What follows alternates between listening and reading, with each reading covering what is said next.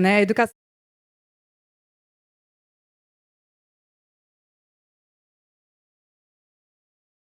aqui ao longo desses 2 últimos dias, né? Então, eu chamo aqui no palco o Alexandre Sayad, que é jornalista, educador e escritor. Pode subir, Alexandre. É mestre em inteligência artificial e ética, especialista em negócios digitais. Atualmente é diretor da Zeitgeist, que é um hub de inovação em educação, cultura e mídias. Serviu por 10 anos como co-presidente global da Aliança Internacional da Unesco em Educação Midiática, a Unesco Mil Alliance. É também colunista da revista Educação e das plataformas digitais do canal Futura. Na televisão, apresenta o programa Idade Mídia, no canal Futura, e no rádio, ABC da Notícia, na Band News FM.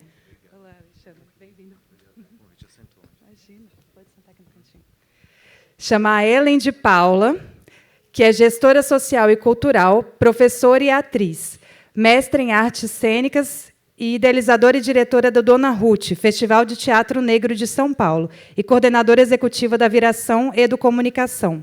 Trabalha no campo das artes, cultura e educação, atua há 16 anos pela promoção e garantia dos direitos de crianças, adolescentes e jovens. Tudo bom, Ellen? Bem-vinda. Chamar aqui também a Maria Silvia Espínola, que é pedagoga e mestre em educação, especialista em educação midiática, professora há 18 anos e, por alguns anos, coordenadora pedagógica de projetos em rede particular de ensino. Atualmente trabalha na rede municipal de Piraju, São Paulo, como educadora do 5º ano e atua na construção e execução de projetos anuais nas áreas de educação ambiental e educação midiática, com público-alvo de 10 e 11 anos. É, desde 2022, roteirista e entrevistadora do podcast Peixe Vermelho Podcast, onde discute assuntos relacionados a meio ambiente e cultura. Bem-vinda, Maria. E, para mediar essa mesa, eu chamo a Maria Reder, que é jornalista e consultora do setor de educação da Unesco no Brasil, onde há 5 anos trabalha com projetos relacionados à Agenda 2030 e alfabetização midiática e informacional. É mestre em Direitos Humanos e especialista em Gestão da Comunicação. Foi uma das idealizadoras do projeto de educação midiática no jornal impresso no Brasil. As páginas dominicais de Educomunicação, publicadas em parceria com o NCE da USP, na coluna Pais e Mestres, no Jornal da Tarde, onde ela atuou como repórter de 2006 a 2009. Maria, eu passo aqui a palavra para você. Boa mesa.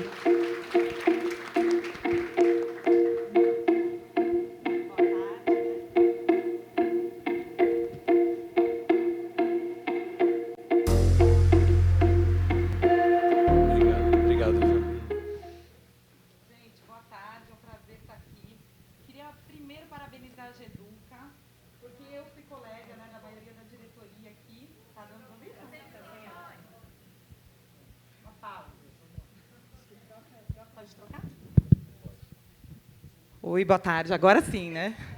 Queria parabenizar a Geduca, como cresceu, porque eu sou jornalista de formação, fui jornalista de educação e fui colega da diretoria, grande parte da diretoria da Geduca, trabalhei com a Renata, ficava levando os furos do Fábio, tentando furar, vivi tudo aquilo naquele momento. Então, é muito bom ver a associação desse tamanho e dimensão.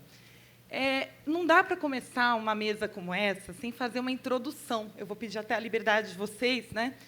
A gente não está falando sobre educação midiática, o que é. A gente está falando de direitos humanos, de democracia.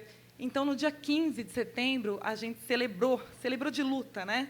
O Dia Internacional da Democracia. E essa mesa da Geduca, ela é uma continuidade, né, desses momentos reflexivos, né, de como a educação midiática é essencial, né, o que a gente vai falar, para a democracia. Eu queria até convidar vocês a verem um discurso, né, que eu trabalho no setor de educação da Unesco no Brasil, e nós estivemos com a Rebeca Otero, coordenadora do setor de educação, na sexta-feira, num evento muito importante para nós, no STF, está no YouTube, Painel 7, que lá traz toda a importância e introdução desse tema, né, para a defesa da nossa democracia. A gente fala de participação efetiva dos cidadãos. A Patrícia Blanco, também, do Educamídia, também falou nesse evento. Então, aqui a gente vai tentar, é muito difícil, nesse tempo curto, trazer essa reflexão mais aproximada agora do jornalista. A gente estava no judiciário e a gente dá continuidade aqui. Então, também o setor de educação reconhece a importância da GEDUCA trazer esse tema, né, o setor de educação da Unesco no Brasil. Eu tenho um desafio muito grande, que eu estou com 3 pessoas maravilhosas, e a Renata e a Mariana falaram, não faça a mesma pergunta para essas pessoas. Vamos trazer o que elas têm de melhor. Então, como a gente fala de democracia, a gente tem que falar, né, de educação midiática na parte conceitual, a gente tem que falar de educação básica, não dá para deixar de falar de currículo e de quem está mesmo vivendo isso, e nada disso, para mim, que estuda 20 anos de participação do direito da criança e do adolescente, não dá para falar sem a perspectiva da infância, da adolescência e da participação. Então, essa mesa vai tentar trazer para vocês um pouco aqui dessa discussão. Eu queria começar, Alê, se você me permite, para a gente apresentar, né, para todo mundo que está aqui, o conceito mesmo de educação midiática. E já trazendo, você contando um pouco da sua experiência com o tema, trazendo a importância da relação da educação midiática com a educação para a democracia. Também, se puder falar um pouco da educação midiática informacional. Então, é contigo. Tá bom. Oi, boa tarde a todos. Bom, Geduca, Paulo, Renata, Mariana, super obrigado, viu? Estou super feliz de estar aqui com vocês e com vocês mais ainda, que eu admiro muito. Me sinto meio mal de começar falando, mas peço licença para começar. Bom, eu resumiria a educação midiática no seguinte, é um conjunto de habilidades que a gente precisa ter para ler esse mundo que a gente está falando aqui nesse congresso do GEDUCA. A gente, como jornalista, meio que tem como certo ter algumas habilidades, como, por exemplo, conhecer as fontes, conhecer os tipos e orientações e gêneros de textos, de linguagem, conhecer as diversas linguagens da comunicação, conhecer a maneira com que o texto ou com que a peça informativa ou de jornalismo se aproxima do leitor. A gente, de certa maneira, como jornalista, tem isso na profissão. Mas a gente precisa aqui fazer um exercício de empatia para recordar que, sei lá, 90% das pessoas não sabem diferenciar uma reportagem de um artigo, né, que não estão nesse nosso métier. Então, a educação midiática, ela vem para desenvolver uma série de habilidades para você poder ler, analisar e publicar a informação de maneira crítica no ambiente informacional de hoje, que é poluído dessa maneira. Agora, Maria, você me trouxe essa pergunta, tem muitas vertentes e muitas nuances, né? Quer dizer, a educação midiática vai tratar do direito da criança e do adolescente, ela vai tratar da representatividade, ela vai tratar do direito à expressão, ela vai tratar do fortalecimento da democracia, ela vai tratar da cidadania no sentido mais básico que tem, né? Então, para a gente entender um pouco como é que a gente chega aqui, acho que é essa pergunta que você me faz, eu vim pensando nisso, até anotei num papelzinho aqui.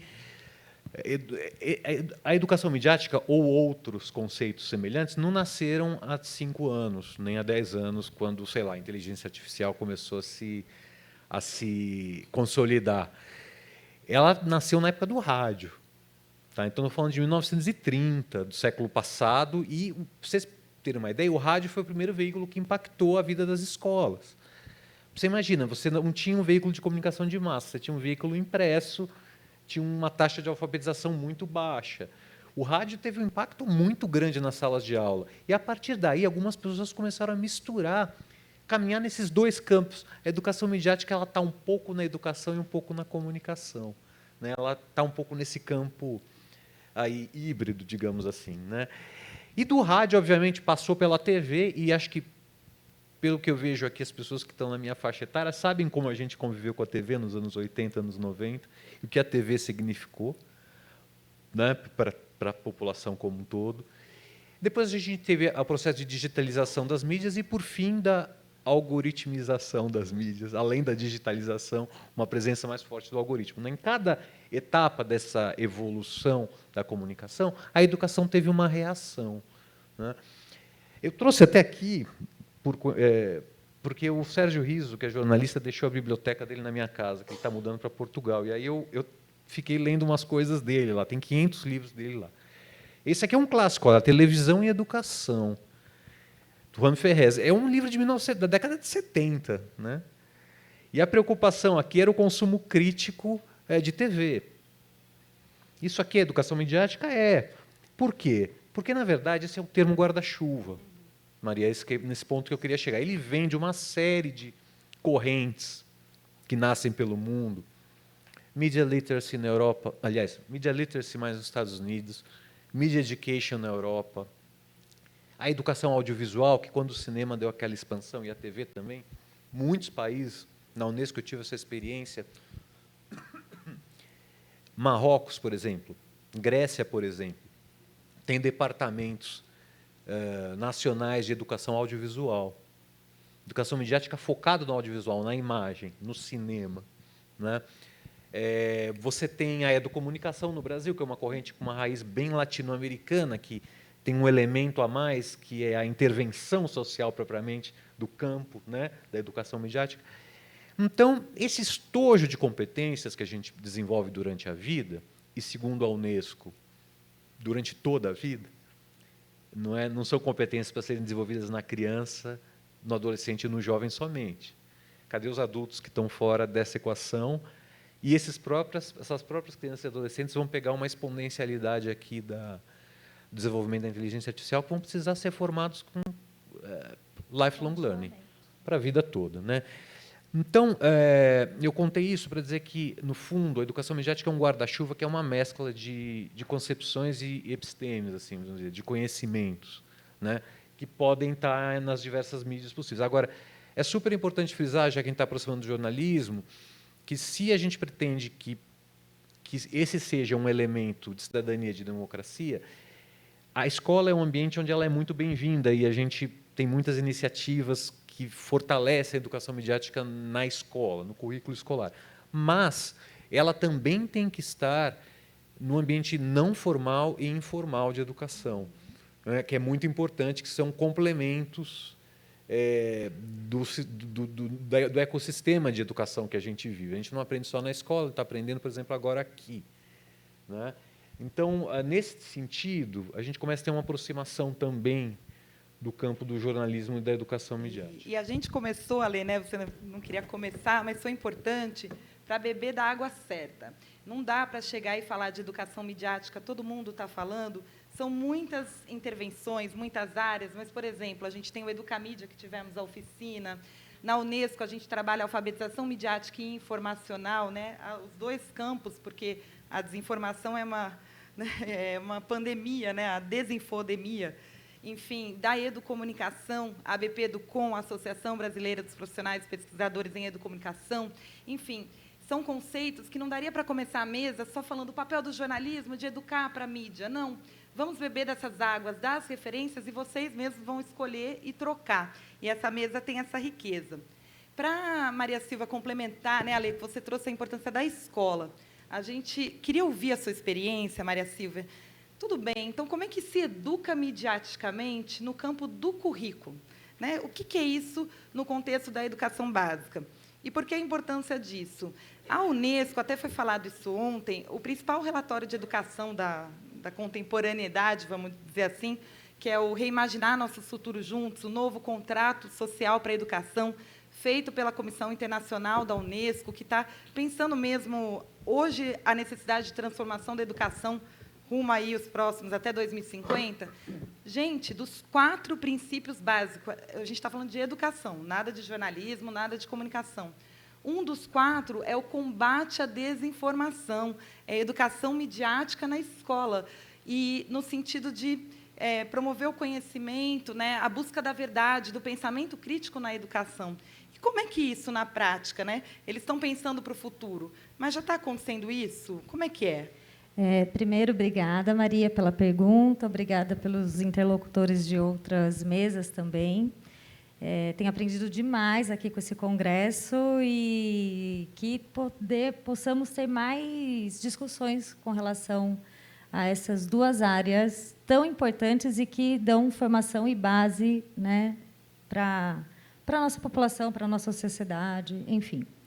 Quando a gente fala em educação midiática e currículo, nós estamos falando, basicamente, da conexão que existe entre a tríade da educação midiática, que o Alexandre falou bem, que é ler criticamente, escrever e beber de fontes científicas, de fatos, saber argumentar a partir dos fatos e de fontes seguras, e participar da sociedade de forma ética, né? Considerando isso, nós conseguimos fazer um alinhamento, e a Lúcia, da mesa anterior, também, que falava sobre os dilemas da tecnologia, ela lembrou bem das competências da BNCC. E essa tríade da educação midiática, ela conversa muito bem com a competência número 2, que fala sobre pensamento crítico, né? Construção do pensamento crítico, reflexivo, também sobre, dentro da perspectiva de competências, ainda a número 4, que fala sobre saber se expressar, e aí, então, saber ter fluência digital, ter uma boa fluência digital sobre as várias ferramentas que nós temos e estão disponíveis nos aparelhos móveis de crianças, adolescentes e adultos, etc. Além disso, a número 5, que a Lúcia falou bem, que é a de compreender, utilizar e criar tecnologias, além da 7, que fala sobre argumentação, e a 9, que fala especificamente sobre dialogar, saber dialogar e saber resolver problemas a partir do diálogo ético, né? Então, partindo dessa premissa, a educação midiática, ela faz um papel que é guarda-chuva e é uma camada. É como se a gente criasse uma camada transversalizando com as disciplinas curriculares para dar conta da leitura de mundo a partir dessa perspectiva.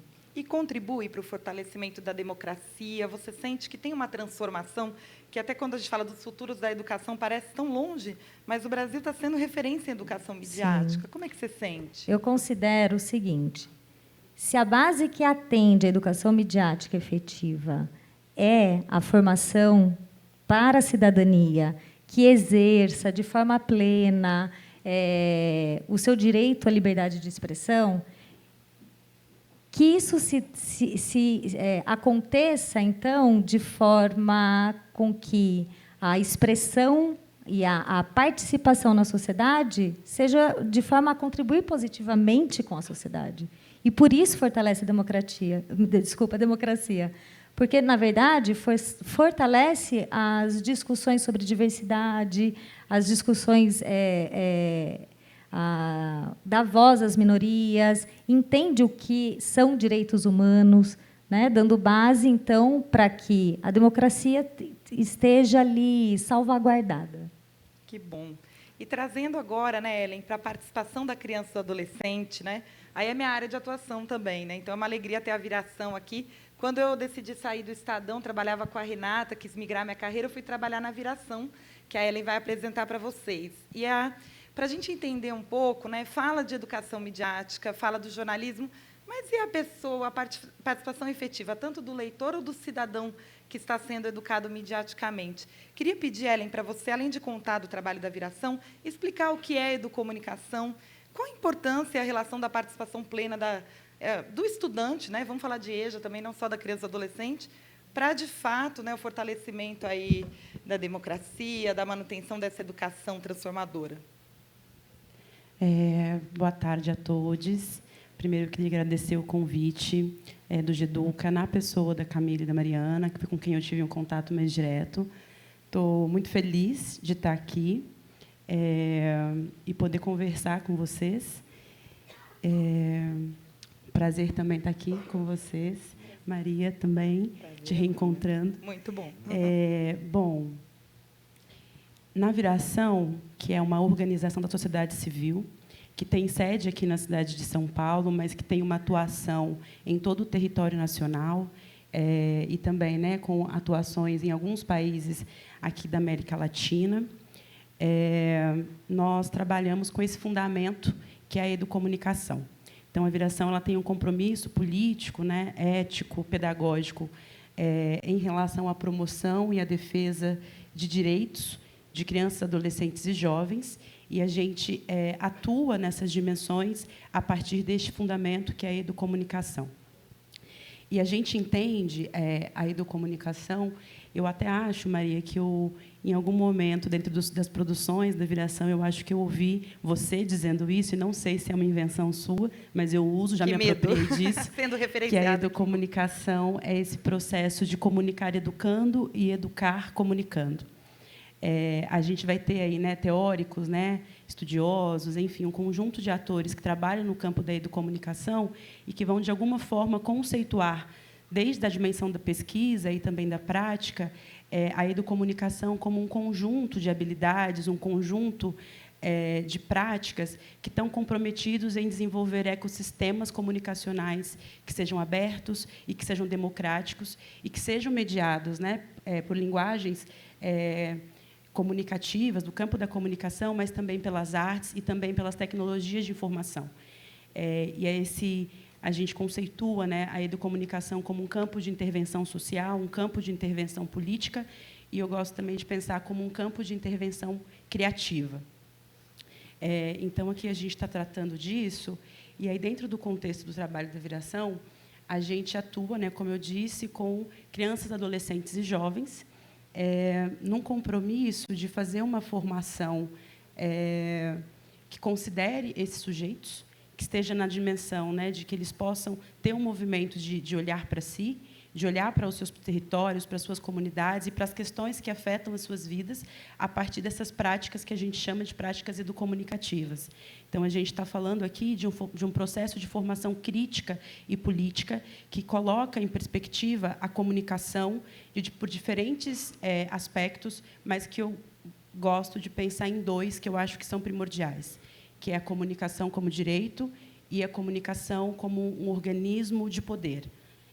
Então, a gente está falando, né, de pensar a quem historicamente é garantido o direito à comunicação, do ponto de vista de quem produz informação, de quem produz conteúdo, e quem é considerado como receptor dessa comunicação, dessa informação e desse conteúdo, quem determina a pauta, quem determina o assunto, quem determina a narrativa que vai ser posta, quem determina a perspectiva da história que vai ser contada, quem elege os personagens, quem diz e quem atribui valor a esses personagens de alguma forma.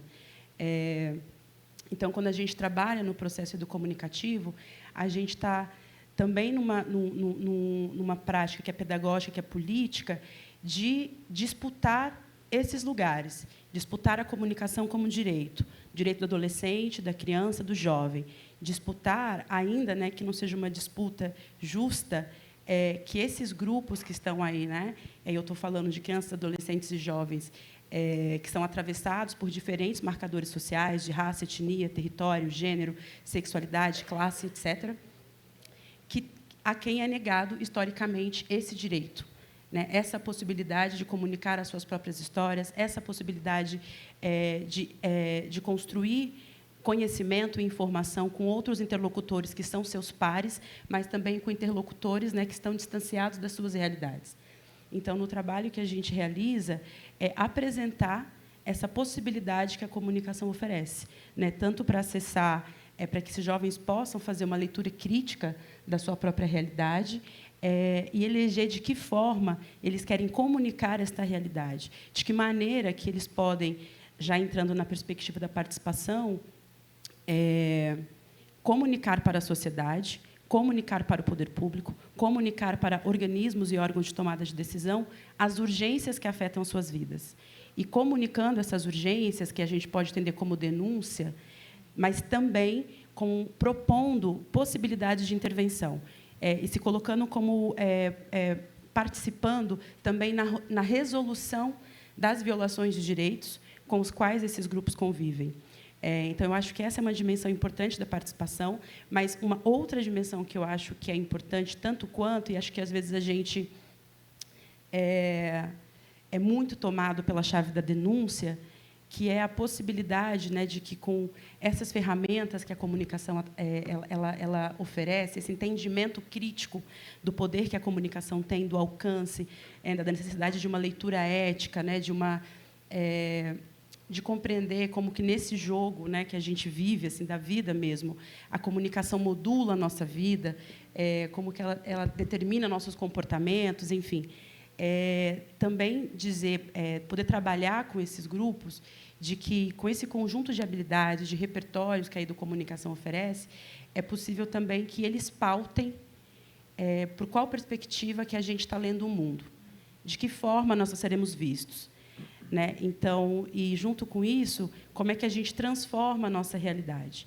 Então, como é que a gente fala também das memórias que nos constituem, das nossas perspectivas fora dos vieses hegemônicos? Como que a gente localiza os atores, né, que fazem parte da nossa história e que são importantes para a constituição de quem nós somos? Como é que a gente defende os lugares que são importantes para nós? Como é que a gente constrói possibilidades de vida?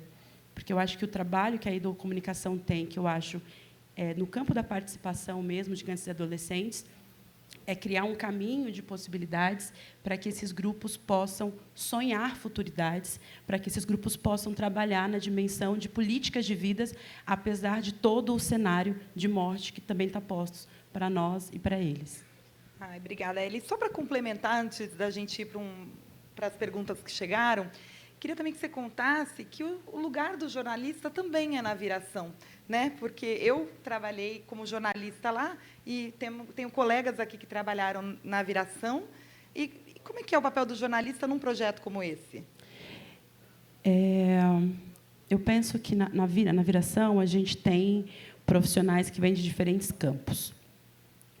E acho que o ponto comum entre esses profissionais é que está para além da formação com as quais eles chegam, mas é como a gente vai se formando junto, essa relação com a educação.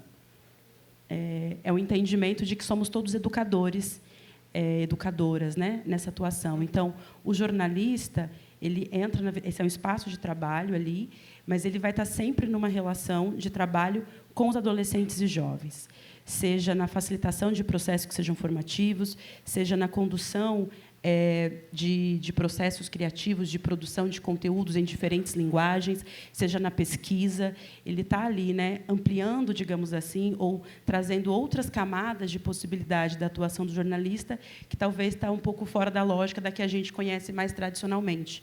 Então, como é que esse jornalista, ele também é um educador, ela também é uma educadora, e ela está implicado num compromisso de responsabilidade social, né, com a vida, enfim, com o futuro, com as políticas que são voltadas para as crianças, adolescentes e jovens. Obrigada. Gente, chegaram muitas perguntas. Vou tentar fazer um bloco agora que traz mais para o papel do jornalismo e do jornalista na promoção da educação midiática, no combate à desinformação. Tem perguntas aqui, assim, né? Eu até brinquei, eu trouxe uma referência, se a gente não der conta, tem uma publicação da Unesco que chama Jornalismo, Fake News e Desinformação, Manual e Treinamento por Jornalismo, que tem uma base enorme lá, mas nós vamos tentar aqui, porque chegaram muitas perguntas, né? Então, essa é uma referência maravilhosa também. Vou fazer aberto, que é um bate-papo, vocês sintam-se à vontade a pular aqui. Primeiro, como é que a gente fala de educação midiática com uma extrema-direita conservadora? Eu vou falar duas perguntas, aí a gente vai compondo. E a outra, acho que eu até vou direcionar mais para o Ale, que é o nosso jornalista aqui. Ale, como você, enquanto jornalista, trabalha com a educação midiática? Porque, às vezes, dá uma curiosidade de saber os seus projetos, idade mídia também, como o jornalista mesmo ele atua, né? Fiquem à vontade aí, quem quiser contribuir. Eu me sinto bem aqui e até mais confortável, porque eu não me acho muito jornalista, na verdade. Eu acho que eu tenho outras contribuições acho que eu também fazer. Não, mas... Porque eu me formei, de fato, minha primeira graduação foi jornalismo, mas eu logo comecei a atuar nesse campo da educação e muito rapidamente fui para o lado da educação. Agora, eu sou colunista da revista Educação, escrevo, meu 20º livro saiu agora, e eu apresento esse programa Idade Mídia, né, no canal Futura, já na 4ª temporada. É curioso, né? A gente pode pensar o seguinte, essa pergunta que veio, né, tentando endereçar essa pergunta. Pegar um exemplo real, a Bielorrússia, ex-Bielorrússia, Belarus, né? Belarus, ex-Bielorrússia. Alexander Lukashenko é o mais antigo ditador europeu e está sentado naquela cadeira há muito tempo. É onde o Putin estaciona os tanques de guerra, né? Ele deixa tudo lá pronto. Hoje, em Belarus, tem um movimento forte de educação midiática mesmo sem ter uma imprensa séria. O movimento de educação midiática reforça o papel de uma imprensa independente e de uma imprensa que deve atuar para além e que acaba sendo, assim, esse pessoal que fundou esse movimento lá, metade está preso, prisão perpétua. Se o ditador não cair, eles vão continuar presos. Mas existe um movimento forte. E isso não é... Eu peguei um exemplo, só para a gente fazer um paralelo com o Brasil, mas eu vou dar um exemplo com pesquisa. Existe uma pesquisadora francesa que chama Divina Fragmaus, e ela fez um levantamento dos países europeus da presença de liberdade de imprensa de um lado e educação midiática de outro, como seria essa relação. Ela quebrou um mito que, mesmo dentro da Unesco, tinha, Rebeca, de que a gente precisava ter primeiro a liberdade de imprensa para, então, pensar na educação midiática. Na pesquisa, ela percebeu que, mesmo os países com baixo índice de liberdade de imprensa, a presença de uma fiscalização, de certa maneira, pela educação midiática, forçava a melhorar o índice de liberdade de imprensa. Então, não tem uma relação tão direta. Por que eu falo isso? Eu acho que aqui a gente tem uma relação simbiótica entre o jornalismo e a educação midiática, é como eu enxergo. Simbiótica quer dizer, um ajuda o outro, tem uma troca e uma fusão, como a anêmona e o peixe palhaço, digamos assim, pegando um exemplo bem bobo da biologia, mas é essa relação simbiótica mesmo, né? O jornalismo profissional que a gente faz aqui, ele é um exemplo para os processos de educação midiática, porque dentro do processo de jornalismo, da apuração, da pauta à apuração, à publicação, você passa por todos os processos que a gente quer compartilhar nesse desenvolvimento de habilidades, né? Por outro lado, ele também pode reforçar a educação midiática, dando visibilidade a ela, quer dizer, já é um segundo papel. Ele é um exemplo, ou seja, conhecer o jornalismo profissional é reforçar pilares democráticos e é reforçar a educação midiática, esse é o primeiro. 2, o jornalismo pode auxiliar a educação midiática, dando visibilidade a ela. Eu acho que é o caso do Idade Mídia, por exemplo, onde eu recorto temas, muitos temas, né? Nós três falamos de muitos recortes. Vamos dizer, cada episódio do Idade Mídia é meio um aprofundamento em um tema desses, né? Aliás, nós 4, que a Maria falou também. E, por último, eu acho que aqui tem uma questão interessante, que acho que é o que eu mais gostaria de deixar. E, Maria, acho que, assim, eu lembro muito da sua página no Jornal da Tarde, né? Muito. Eu acho que lá tem um exemplo muito claro que o New York Times tem. Acho que a Renata no Estadão também corre para esse lado. A maneira com que a gente organiza a informação ajuda. É uma maneira de se educar mediaticamente o leitor. Há muita confusão, sobretudo na intencionalidade dos textos. Tem uma outra pesquisa europeia que mostrou que um dos fatores que mais confundem dentro da educação midiática é o humor mascarado de seriedade. Quer dizer, não tem problema nenhum em fazer humor online, mas se não tem uma nuance de que aquilo é uma peça sátira, é uma sátira, talvez confunda o leitor. A gente está imerso em muita coisa. Então, o jornalismo presta um serviço ao leitor quando ele organiza. Por exemplo, acho uma coisa muito simples, quando você tem um editorial e você tem um chapéu escrito editorial e você tem 2 linhas explicando que o editorial é a posição do veículo, isso é um grande gesto. Hoje, no Brasil, isso é um grande gesto. Quando você coloca numa página 3 que artigos não refletem a opinião do jornal, e são artigos que respondem a quem assinou aquele artigo, você está tendo um grande gesto também, né? Alguns jornais alemães passaram a sublinhar muito elegantemente, online, como se fosse uma caneta marca-texto verde-limão, explicando cada seção como funcionava. Esse é um gesto incrível também, né? Então, eu acho que a gente tem que explicitar e deixar talvez um pouco mais didático. Acho que quanto mais sim, a gente está num back to the basics, assim, de certa maneira. A gente está olhando sempre para o básico nessa confusão que a gente está vivendo. Acho que olhar para o básico faz bem hoje em dia. Simplificar a vida de quem está lendo, assistindo e vendo é um gesto de educação midiática, né, de certa maneira. E só para terminar, eu esqueci, na verdade era isso mesmo. Não, a gente vai... Aqui é um bate-papo, então, quando lembrar, já volta. Só para quem não sabe, né, a minha página, de um grupo, né, do Jornal da Tarde, foram 2... Imagina, em 2006, né, a gente tinha uma página de educomunicação falando coletivamente para o leitor e professor como se fazer a leitura crítica da mídia. Só hoje eu tenho a dimensão da sorte que eu tive naquela ocasião, que o Grupo Estado ainda acolheu o seminário para a gente falar de educomunicação, e era um outro momento, né, gente? Faz tempo. E era a crítica dos grandes grupos de mídia, né, e a gente dentro do jornal. Então, foi maravilhoso. Esse material está disponível para quem quiser conhecer no Núcleo de Comunicação e Educação da Universidade de São Paulo.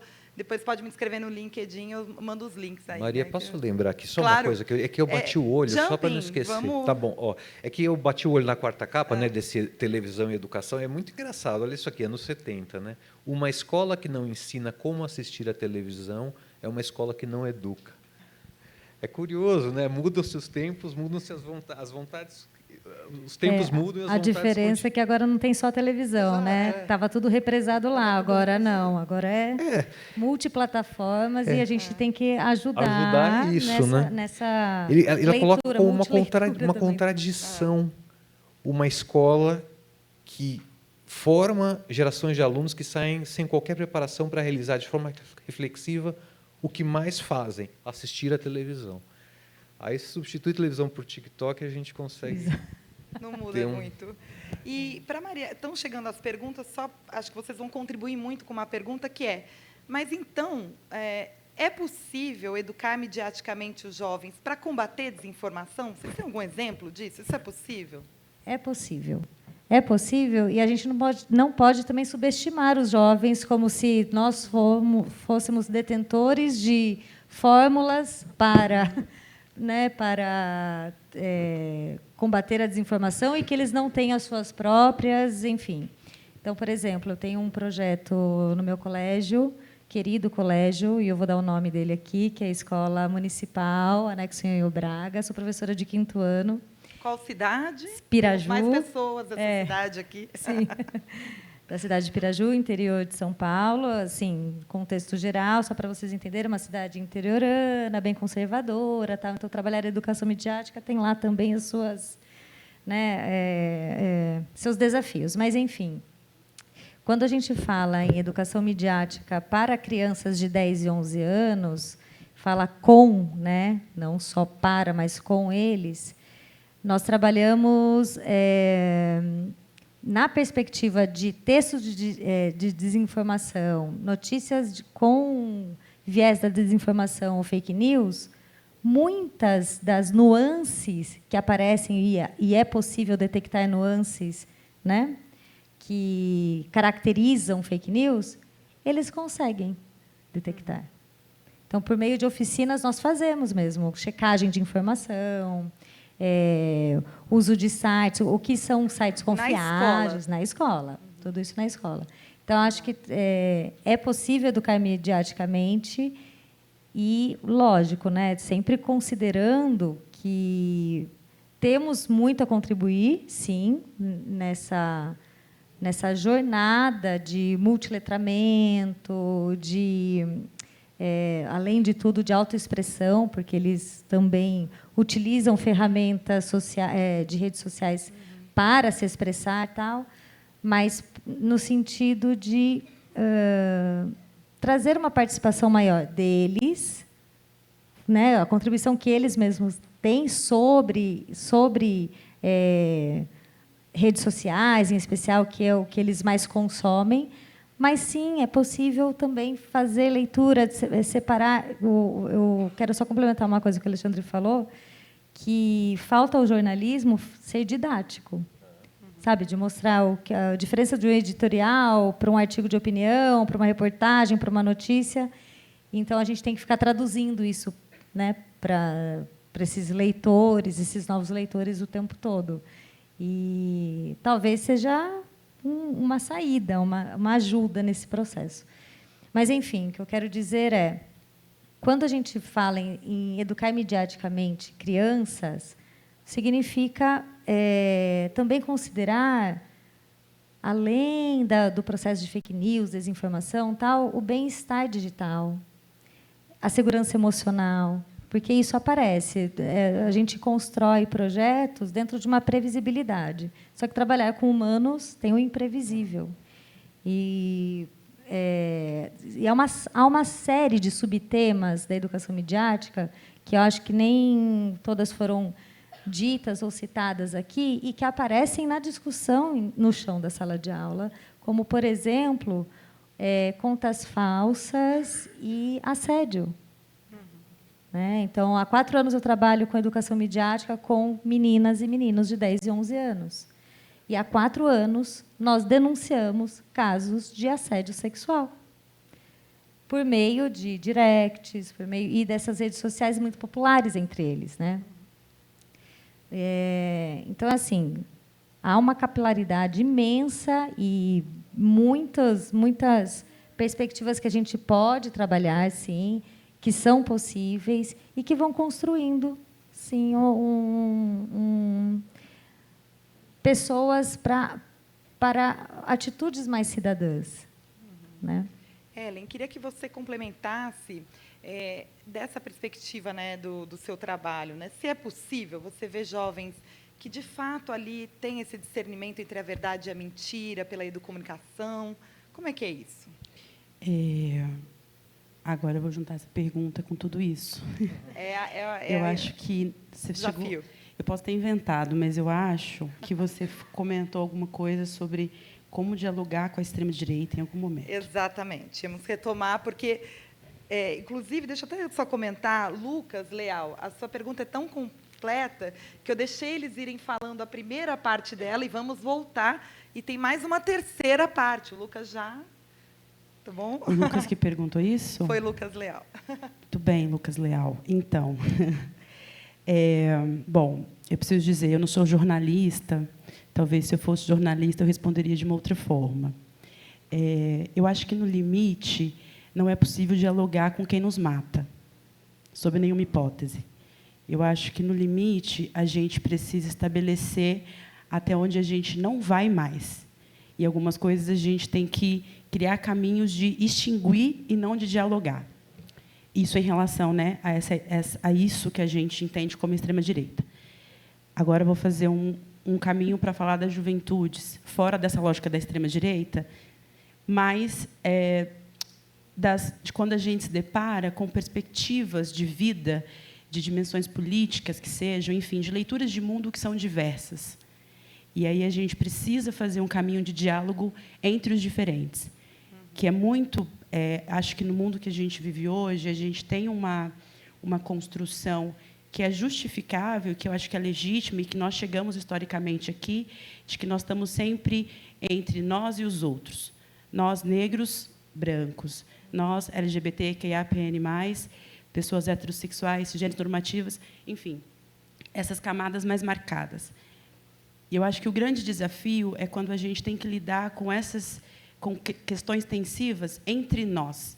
Ou seja, quando a gente está num grupo de jovens, por exemplo, que são negros, que são indígenas, LGBTQIAP+, que são pobres, e que também existem questões tensivas ali, inclusive, para trazer, né, esse cenário mais recente do Brasil, políticas, dessa política macro nossa. Então, eu acho que o desafio, que eu acho que, do ponto de vista da educomunicação, é importante a gente considerar como é que a gente trabalha essas dimensões de uma forma que as perspectivas distintas que estão ali possam ser consideradas, não a qualquer custo, não sobre, né, o custo de que sugere violências e violações de alguém, mas como é que a gente vai encontrar aqui, entre onde a gente se aproxima e a gente se distancia, na prática educomunicativa, possibilidades de diálogo para as transformações sociais que a gente entende que são necessárias. É um trabalho de negociação mesmo e de aprendizagem coletiva, né? A gente também, quando está como educador, educomunicador, a gente também não tem as respostas. E, às vezes, são os próprios jovens, os próprios adolescentes que vão apontando um pouco os caminhos, que vão apontando as pistas. E eu acho que esse é um aprendizado importante do campo da educomunicação. E aí, para dizer, né, que a educomunicação, nela mesma, ela é uma prática comunitária e participativa. Exatamente. Então, o diferente é bem-vindo. Agora, o que a gente vai fazer com isso, que é o que interessa aqui, né? Como é que a gente vai, enfim, caminhar dentro dessa prática? Em relação ao combate à desinformação, eu entendo que os processos educomunicativos, né, como eles estão comprometidos do ponto de vista ético e político, com a leitura crítica do mundo, com essa compreensão mais ampla da comunicação que eu disse antes, eu acho que ela vai trazendo e vai instigando adolescentes e jovens a compreenderem como é que se estrutura uma notícia, como é que a mídia opera, quais são os interesses econômicos que estão envolvidos nisso, quais são os interesses políticos e sociais. Adolescentes e jovens são inteligentíssimos. Eles sacam sem que a gente precise dizer. Eles estão vivendo essa atuação da mídia na prática, está no corpo, né? Então, se está no corpo, a gente saca. Não é porque né, como Silvia disse, né? Eles têm tecnologias próprias de leitura e de produção de comunicação e de tensionamento dessa comunicação que a gente conhece. Esse é um dado.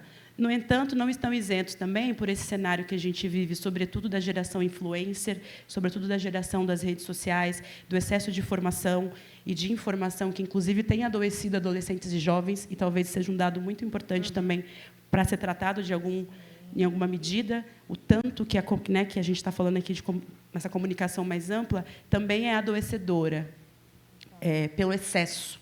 Né? O não saber não tem espaço mais, o não estar tão informado não tem espaço mais. Eu sei o tempo todo, estou informado o tempo todo, e, às vezes, eu não dou conta. E de que forma que eu estou informado? Né? Então, eu acho que os processos educomunicativos, junto com as tecnologias que as próprias juventudes e adolescências desenvolvem, e essa formação crítica, ela vai dando pistas, insumos, repertórios, para que a gente, pelo menos, se pergunte. E aí, na Viração, a gente gosta muito dessa pedagogia freiriana, a gente trabalha na dimensão freiriana, e desse aspecto do Paulo Freire que nos interessa é a pergunta. Então, né, não a certeza da notícia, mas como é que eu devolvo para a notícia uma pergunta sobre ela.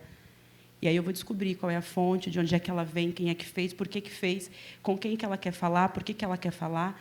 Essa informação me interessa, diz respeito a mim, não diz. É uma informação que eu posso compartilhar, uma informação que eu preciso checar primeiro. Então, assim, não tem respostas muito prontas, mas é um exercício mesmo, né, da prática pedagógica que vai educomunicativa, né, que vai também apontando alguns caminhos, assim, né, e a gente vai descobrindo nessa relação comunitária com os adolescentes e jovens com os quais a gente trabalha. A gente vai chegando aqui, né, para as considerações finais. Lucas, não vamos ter tempo de debater. Maria, mas só quero complementar uma coisa. Então, sim, só para lembrar. Nós vamos voltar só para comentar. Tá. Eu vou falar o que ele teria perguntado, que talvez vocês vão trazendo nessas considerações finais.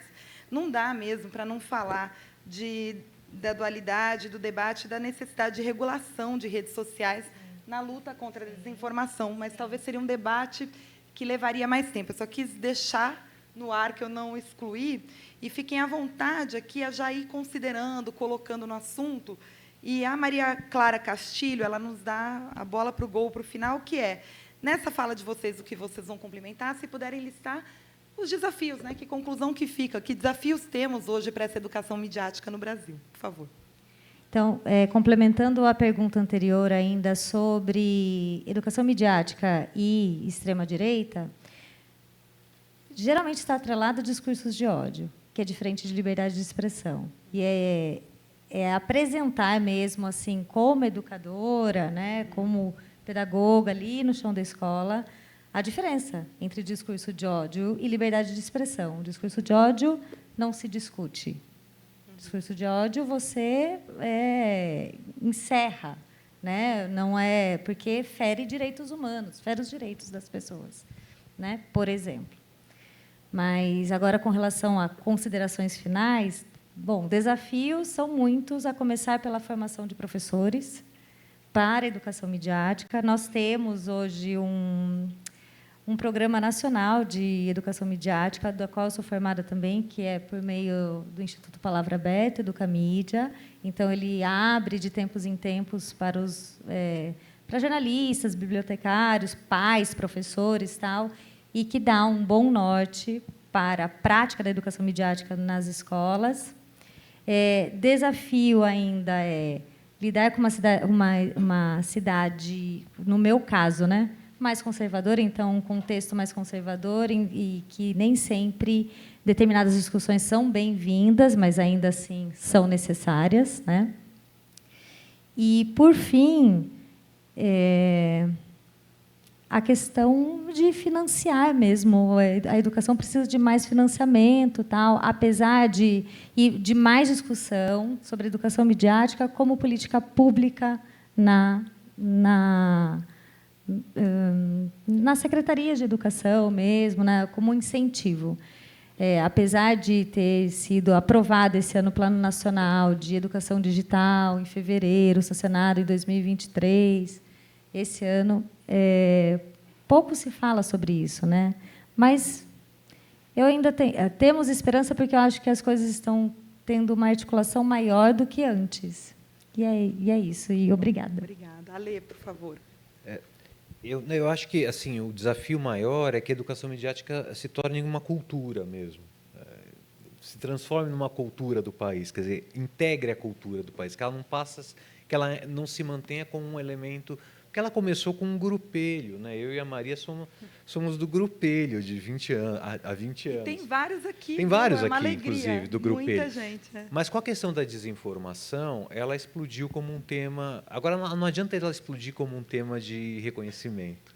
Ela precisa se integrar à cultura e gerar ações efetivas, né? Senão, isso não acontece. Isso passa por legislação, passa por reconhecimento como um elemento importante. Tu tem aqui até um outro livro que... Por exemplo, mães midiáticas e pais digitais, né?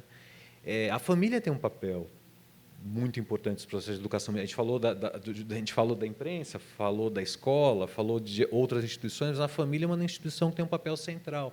Ou seja, isso é parte de uma cultura. Falta uma cultura de educação, de apreço e de atenção à educação midiática, quase como uma alfabetização. Veja que a educação midiática, em algumas raízes, vem como literacy, que é literacia, ou alfabetização mesmo, ou seja, a gente precisa dela para entender o mundo. Isso é se transformar em cultura, a gente precisa entender que ela é um elemento importante para a gente ler o mundo, não ler as palavras, mas ler o mundo que a gente vive nessa complexidade que é, né? E deixar uma coisa assim, já que a gente está na Geduca, que é uma instância de jornalistas, assim, quando eu virei a chave, assim, logo no comecinho da minha carreira, para esse lado mais de elaboração de política pública, educação midiática, etc., do comunicação, tinha uma percepção muito clara para mim, por uma vivência que eu fiz na BBC, e eu acho que isso hoje é mais claro para todo mundo, que não há diferença entre um jornalista e um educador, né? Eu acho que o que o Fábio Leite falou aqui na mesa anterior, eu sublinho, né? Todo jornalista é um educador, não sou eu que estou falando, Paulo Freire falava isso há 70 anos, e um monte de gente falou desde então. Eu só estou repetindo. A gente tem uma responsabilidade enquanto educador. E essa responsabilidade, em alguns momentos, coincide com a responsabilidade da educação midiática, né? E, Ellen, para pedir as suas considerações finais, a Marcele Matias foi educanda da Viração, é graduada em Educomunicação e elogia a Geduca por trazer. Então, brevíssimas considerações finais, só para a gente encerrar. Uai, vou só agradecer, então, aí. Não, fica à vontade. Certo? Não, eu acho que eu tenho acordo, né, com o que já sobre essa pergunta dos desafios, com o que já foi colocado. Acho que, talvez, né, de alguma forma, a gente também precise pensar aí sobre esse cenário desigual que a gente tem no Brasil de acesso à tecnologia, né, enfim, a tudo isso que a gente está conversando aqui, porque não é o dado que a gente está partindo do mesmo lugar, né, para pensar esses campos todos aqui. E acho que tem um engajamento importante nosso, né, do nosso lugar de atuação como educadores, educomunicadores ou como jornalistas, de estar comprometido mesmo, né, com como essa nossa atuação, ela, de um ponto de vista ético, né, ela está assentada em fundamentos éticos e políticos que considerem adolescentes e jovens, né, como sujeitos de direitos, que, quando a gente estiver produzindo conteúdo, disseminando esse conteúdo, a gente não perca de vista isso. E acho que tem um aspecto que é importante, que é como é que a gente, nessa dimensão do acesso, que eu estou dizendo, né, aquilo que a gente está produzindo, aquilo que a gente está construindo, chega também em quem está fora desse cenário que, talvez, aqui para a gente está muito próximo e está muito dado. Porque pensar direito à comunicação também é sobre isso, né? É sobre ter acesso que pode chegar, vai chegar nas redes sociais, vai chegar nas plataformas de comunicação por celular, etc. Mas, em muitos lugares, isso não chega. Então, isso que a gente está produzindo, o que a gente está conversando aqui, precisa encontrar outros caminhos de acesso também. né, para que a gente contemple de fato, para trazer para a nossa atuação aqui, no caso da Viração, esse conjunto de adolescências e juventudes que constituem o Brasil nas suas mais amplas diversidades. Acho que é isso. Obrigada. Queria agradecer a Geduca, a Mariana Tocarne, a Renata Cafado, todas e todos, pela oportunidade de estar aqui, parabenizar o crescimento e o impacto do Congresso de Educa e dizer que estamos todos à disposição, né? Tanto lá no setor de educação da Unesco no Brasil, tenho certeza que o Alê, a Maria Silvia e a Ellen querem seguir essa roda, esse diálogo. Obrigada.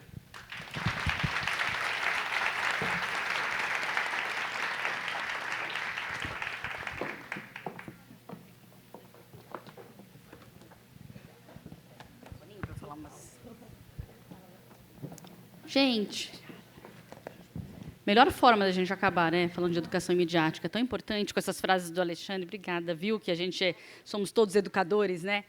É isso, vamos chamar essa responsabilidade para a gente. Não, pode ficar aí, eu só vou encerrar aqui. Vocês já vão tirar foto, pode ficar. Pode sentar. Eu só vou dar uns recadinhos finais. Que agora é para quem está aqui, a gente tem um café, podem tomar café tranquilamente, que as oficinas começam umas 5h15, 5h20. A gente se despede de quem está online. Muito obrigado por nos acompanhar nesses 2 dias. Quem está aqui também, muito, muito, muito obrigada, de coração. Espero que vocês tenham aproveitado, que saiam daqui super com vontade de fazer mais matéria de educação. Eu disse isso no nosso jantar de abertura, que eu sempre saio inspirada, com mais vontade, com mais energia e com mais disposição de ser repórter de educação, mesmo com tantos anos. Espero que vocês saiam assim, dos mais novos aos mais velhos, que a gente continue querendo mudar o mundo por meio do jornalismo de educação, que é isso que a gente quer fazer mesmo, ou mudar o Brasil, pelo menos, né? A gente não consegue mudar o mundo. E aí eu queria agradecer aqui, mais uma vez, nossos patrocinadores, nossos apoiadores. Não vou ler o nome de todas as instituições, mas também agradecer muito a redação Laboratório Repórter do Futuro, Oboré, que fez a nossa cobertura aqui, e o pessoal da Geduca, que participou da cobertura, a Marta, a Fernanda, a Isabela, a Mariana e a Camila, como sempre, que a gente tem que agradecer, porque nada acontece nessa Geduca sem a Camila.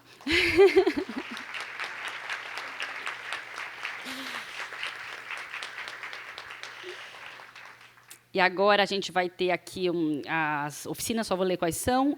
Como tirar proveito da inteligência artificial em suas reportagens, com Sérgio Spanulo, do Núcleo Jornalismo. Como evitar o capacitismo na cobertura sobre deficiência e inclusão, com a Sanara Santos, do É Nós. E Primeira Infância em Pauta, por quê e como cobrir o começo da vida. Atividade promovida pela Fundação Maria Cília Souto Vidigal, com a Carolina Vila Verde, Leila Souza, Luana Rodrigues e Sheila Ana Calgaro. Muito, muito obrigada, viu, gente? Obrigada mesmo. Voltem o ano que vem. Opinem na nossa pesquisa que vai chegar para vocês, sobre o que vocês acharam, como melhorar, que a gente está sempre querendo, ano a ano, fazer um congresso melhor para todos nós. Muito obrigada.